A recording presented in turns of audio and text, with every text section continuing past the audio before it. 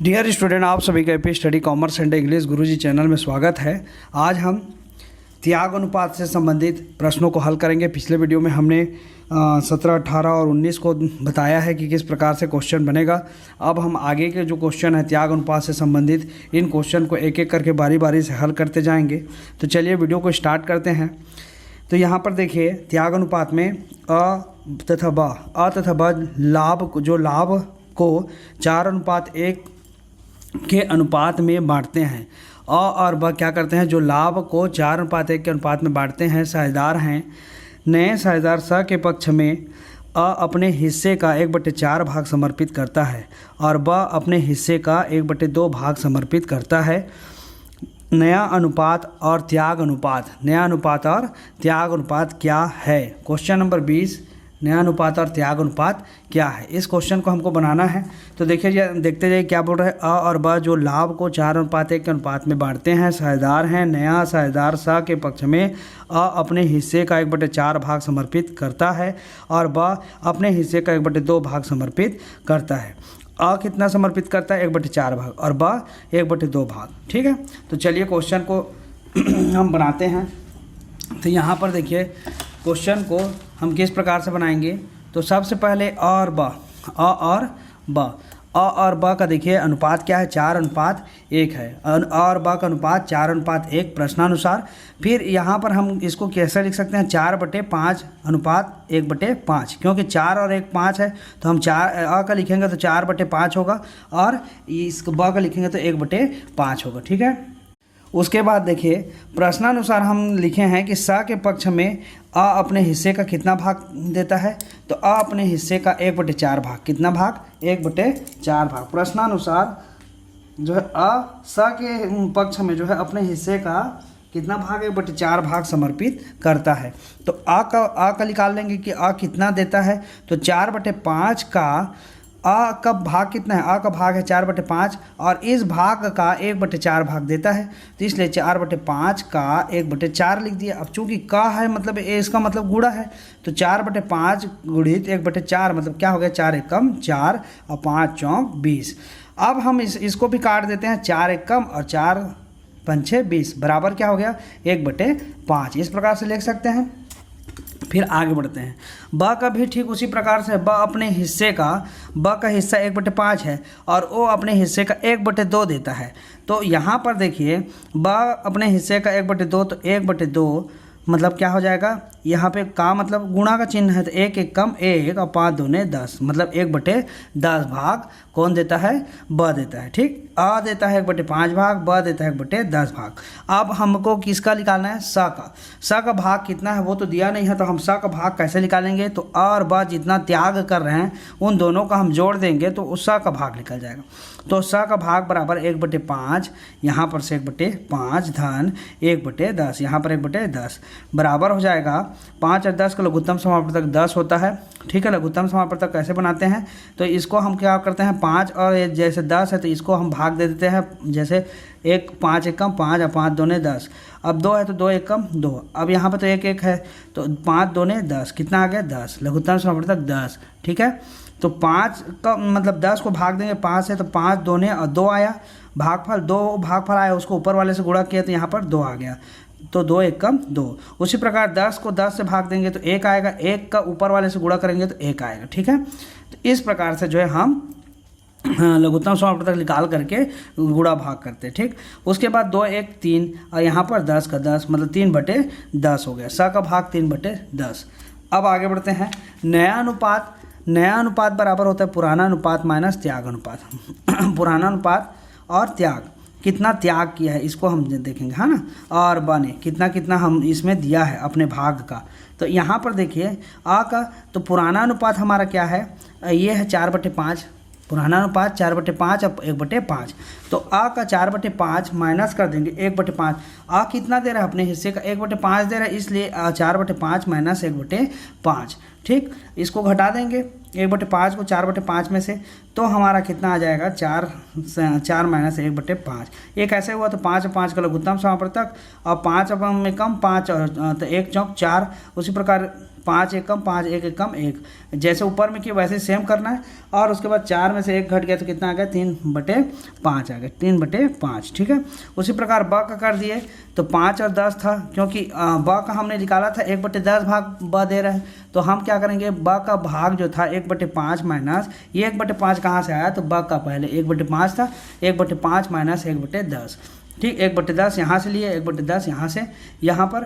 ठीक, तो यहाँ पे हो जाएगा 10 और 5 दूने और 2 एकम 2। उसी प्रकार 10 का 10 से भाग देंगे तो 1 आएगा, 1 एकम 1, यहाँ पर 1, 2 में से 1 माइनस गया तो कितना बचा 1, 1/10 आ गया। ठीक, अतः अ ब और स, अ ब स का अनुपात कितना 3/5। 3/5 कहाँ पर से, ये देखिए ये 3/5, 1/10 और ब का हो गया, और स का तो हमने यहाँ पर निकाल लिया था 3/10, तो 3/5 1/10 3/10।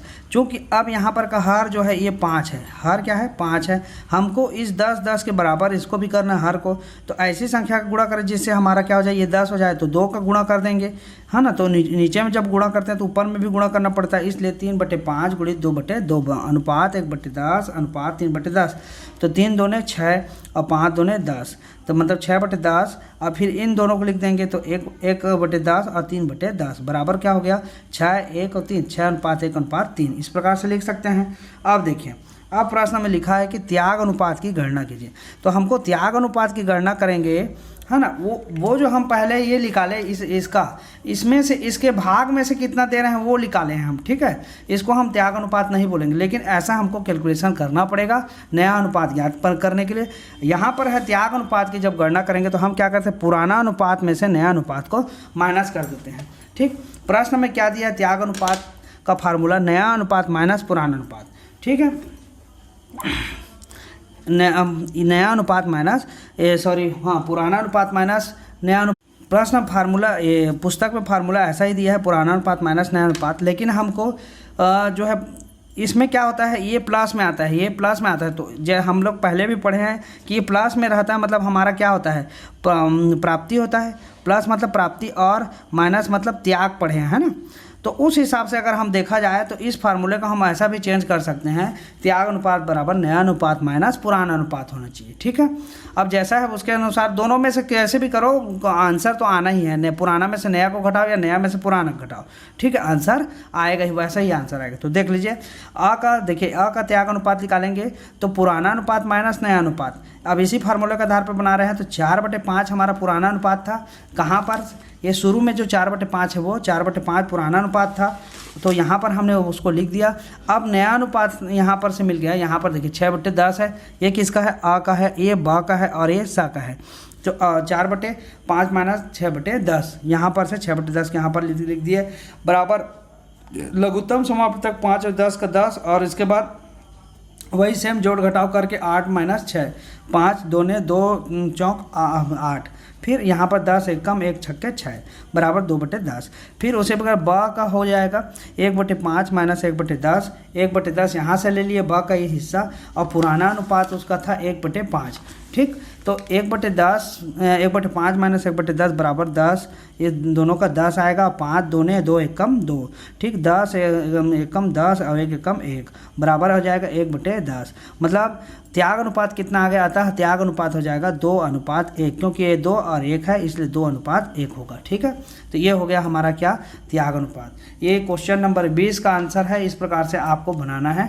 ठीक है, आप पॉज करके वीडियो को स्क्रीनशॉट ले लीजिएगा, वो ज़्यादा बेहतर है। ठीक है, अब हम चलते हैं क्वेश्चन नंबर 21 की ओर। क्वेश्चन नंबर 21 को देख लीजिए। क्वेश्चन नंबर 21 में कहता है, 20 का तो हो गया, अब हम क्वेश्चन नंबर 21 को देखते हैं। तो अ ब जो लाभ का विभाजन 3:2 में करते हैं। देखिए ये जो है पुराना अनुपात, समझिए इसको, अ और ब जो लाभ का विभाजन 3:2 में करते हैं, साझेदार हैं, स नए साझेदार के पक्ष में अ अपने लाभ का 1/6 भाग समर्पित करता है। ठीक, स नया साझेदार है, कौन है स नया साझेदार है, के पक्ष में अ अपने भाग का कितना करता है 1/6, मतलब आ का जो भाग है उसमें से गुणित 1/6 कर देंगे, ठीक। ब अपने भाग का 1/4 भाग समर्पित करता है, तो ब का जो भाग है उसमें से 1/4 गुणा करके निकाल देंगे। अब नया अनुपात और त्याग अनुपात की गणना कीजिए, ठीक है। सेम उसी प्रकार का प्रश्न है, कोई दिक्कत नहीं होगा यहाँ पर भी। तो देख लीजिए इसको भी कैसे बनाना है, एक एक करके बारी बारी से हम समझते हैं। यहाँ पर देखिए, हाँ, आ और ब का अनुपात तो हमको दिया हुआ है 3:2 दिया हुआ है। हम इसको लिख सकते हैं आ का 3/5 और ब का 2/5। आ का 3/5 हो गया और ब का 2/5 हो गया। प्रश्नानुसार स नए साझेदार जिसमें से स नया साझेदार है जिसमें आ का 1/6 भाग और ब का 1/4 भाग समर्पित करता है, ठीक। स के लिए आ जो है देता है अपने भाग का 1/6 भाग और ब देता है 1/4 भाग। तो हम यहाँ पर इसको गणना कर लेंगे। आ अपने भाग का 1/6 भाग, इसलिए आ का भाग है 3/5, यहाँ पे 3/5 का लिख दिए और 1/6 भाग, तो 1/6 लिख दिए। अब 3 एकम 3 हो गया और 5 छक्के 30। अब इसको हम और काट देते हैं, तो 3 एकम 3 और 3 दहम 30, मतलब ये कितना आ गया 1/10 आ गया, ठीक है। उसके बाद आगे बढ़ते हैं। ब का देख लीजिए, ब का भी ठीक उसी प्रकार से हमको करना है। 2/5 है यहाँ पर से, ब का जो भाग है वो 2/5, तो हमने यहाँ लिख दिया 2/5। अब ब जो है अपने हिस्से का 1/4 भाग देता है सा को, तो का लिख देंगे 2/5 का 1/4, मतलब 2 एकम 2 5 चौक 20। अब इसको भी काट देते हैं, तो 2 एकम 2 दहम 20, मतलब 1/10 भाग, ठीक। इस प्रकार से निकल गया। अब आगे बढ़ते हैं। अब स का भाग हमको जानना है। स का भाग जानने के लिए हमको अ और ब कितना त्याग किए हैं उसको जोड़ देंगे, तो हमारा स का भाग निकल जाएगा। तो अ का जो है 1/10 और ब का है 1/10, ठीक है। तो अ और ब का दोनों का जोड़ दिए तो कितना आ गया, इसका जो 10 और 10 का लघुत्तम समावर्तक 10, अब 10 का 10 को भाग देंगे तो 1 आएगा, 1 का ऊपर वाले से गुणा किया तो 1। इसी प्रकार से यहाँ पर भी ऊपर वाले से गुणा किया तो 1 बराबर क्या हो जाएगा 2/10 है, 2/10, ठीक है। ये हो गया। अब देखिए, अब हमको यहाँ पर 1/10 यहाँ पर से मिल गया, ठीक। 1/10 यहाँ पर से मिल गया, 1/10 यहाँ पर से, 2/10 यहाँ पर, ठीक है। ये तो अपना हिस्सा था अ और ब का कितना और उसको निकाल दिए हम सा के लिए कि सा का कितना आ गया 2/10।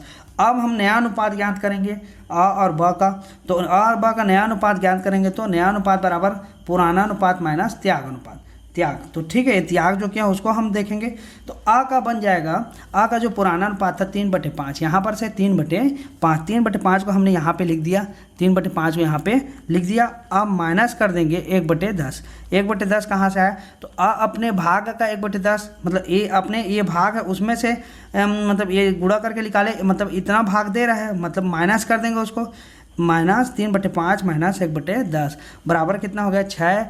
अब इसको 5 और 10 का लघुत्तम समावर्तक 10 होता है और 5 दूने और 2 आया, भागफल 2 का ऊपर से गुणा किया तो 3 दूने 6, 6 माइनस, अब इसमें 1, तो 6 माइनस 1 बराबर कितना हो गया 5/10, ठीक है।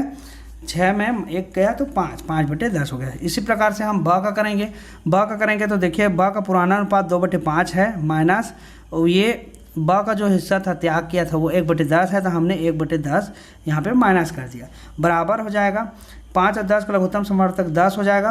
5 को मतलब 10 को भाग देंगे 5 से, तो 5 दूने 2 बार जाएगा, 2 और 2 आया, भागफल 2 को गुणा कर दिया ऊपर वाले से, तो 2 दूने 4, ठीक। उसी प्रकार 10 का 10 से भाग देंगे तो 1 आएगा, 1 का ऊपर वाले से गुणा किया तो 1 आएगा, ठीक। 4 में से 1 गया 3 और यहाँ पर हो जाएगा 10, ठीक है।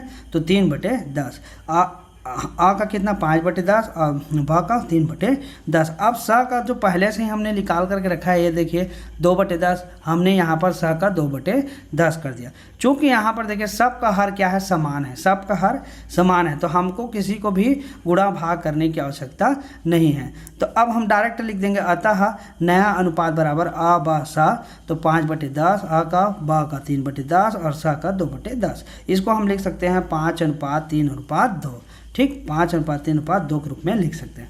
अब हमको निकालना है त्याग अनुपात।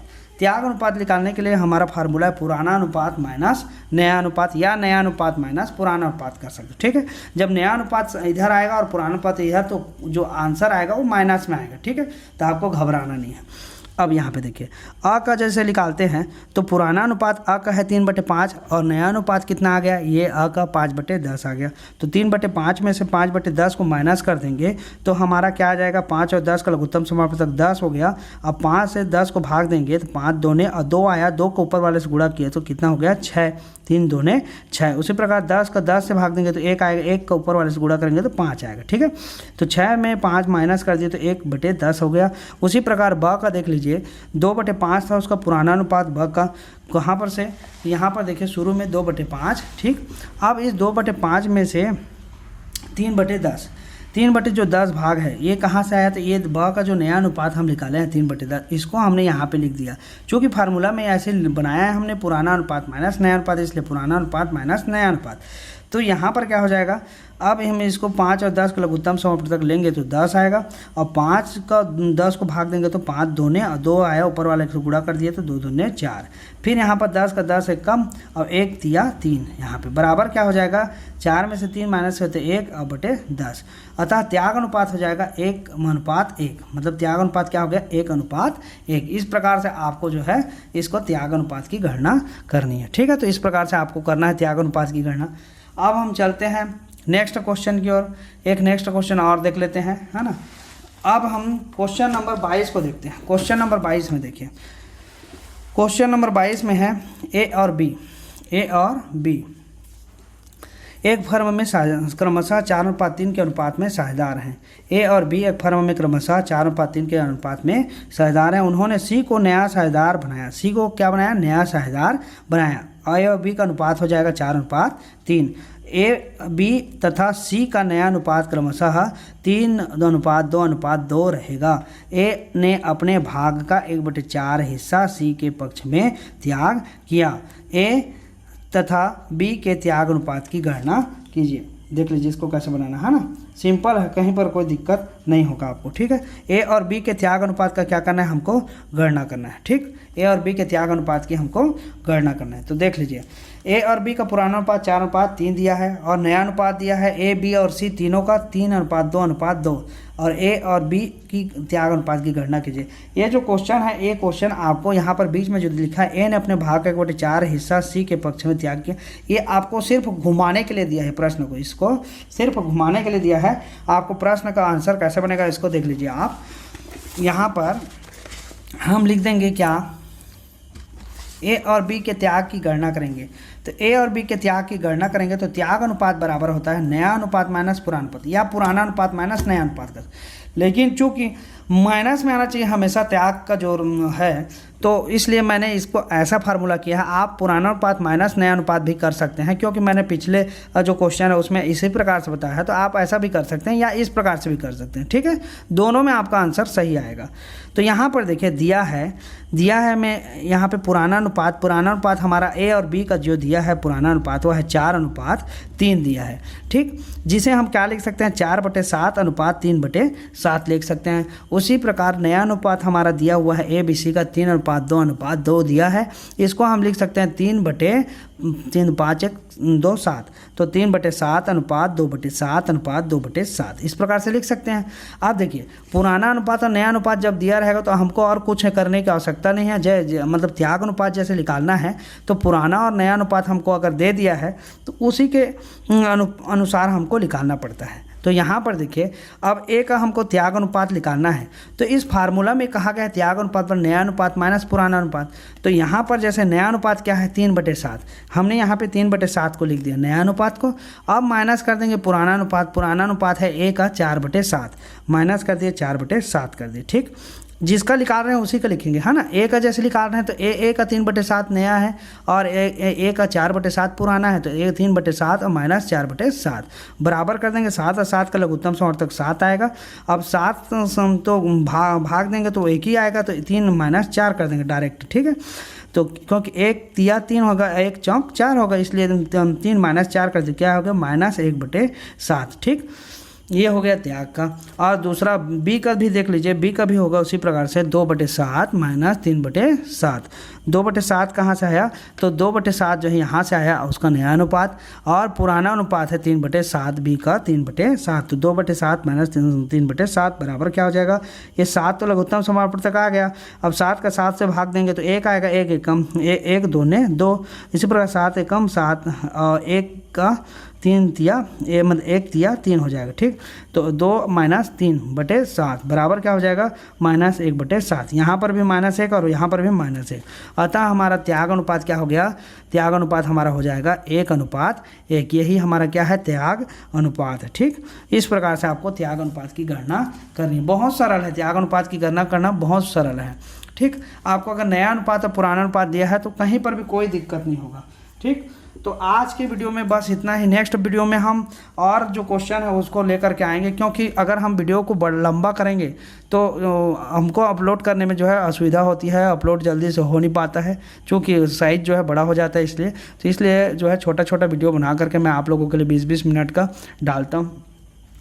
अगर आप चैनल पे नए हैं तो चैनल को सब्सक्राइब कर दीजिए, अधिक से अधिक लोगों तक शेयर कीजिए। जितने भी कॉमर्स के स्टूडेंट हैं उन तक आप जो है इस वीडियो को कक्षा 11वीं और 12वीं के वीडियो को शेयर कर दिया कीजिए, ताकि उनको भी घर बैठे अच्छे से फ़ायदा हो सके, अच्छे से पढ़ सकें। वो भी आपके भाई बहन हैं, इसलिए सबके साथ अच्छे से रहते हुए पढ़ना है, सबको आगे बढ़ना है। इसी भावना के साथ जो है आप आगे बढ़िए, और मेरा शुभकामनाएं आप लोगों के साथ कि अच्छे नंबरों से आप परीक्षा में उत्तीर्ण हो।